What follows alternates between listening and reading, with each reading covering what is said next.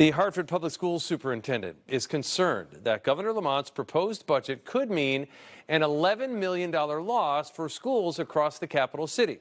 She testified during a public hearing today in favor of keeping tuition caps.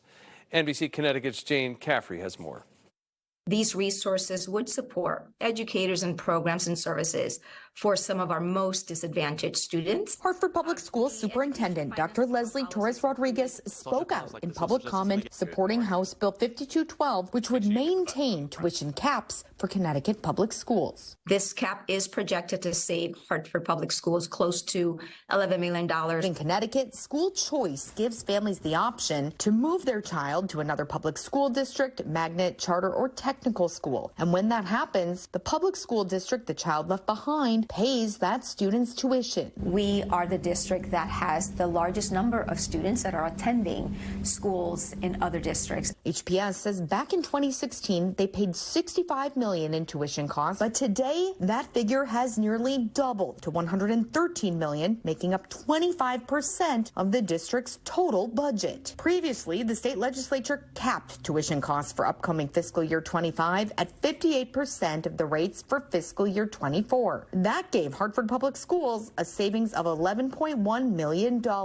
We are facing a $56 million deficit. There is an $11 million figure that we're counting on. But now, Dr. Torres-Rodriguez worries those savings will be going out the door due to Governor Lamont's budget proposal, which eliminates tuition caps. Governor Lamont says his 2025 budget proposal increases education cost sharing, or ECS, funds to K-12 school districts by $128 million. The governor's budget also provides HPS $8.9 million in ECS funds, a separate pot of money. The nonprofit School and State Finance Project says while districts across the state would feel the impact of losing tuition caps, it would hurt Hartford disproportionately. They're kind of in the epicenter. HPS paying tuition for more than 4,200 kids. Really heartbreaking when you think about it. They're sending all of these resources out of district, and every year, repeatedly, their kids are getting cut. Dr. Torres-Rodriguez says she supports early childhood education and the choice system, but this info sheet from HPS shows just how far the $11 million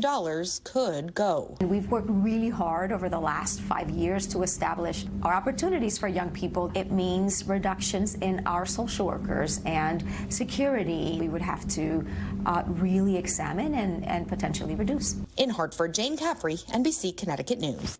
Now, to change that funding, the General Assembly would need to approve the governor's proposed budget. That's not happening just yet. You can see more budget details on NBCConnecticut.com.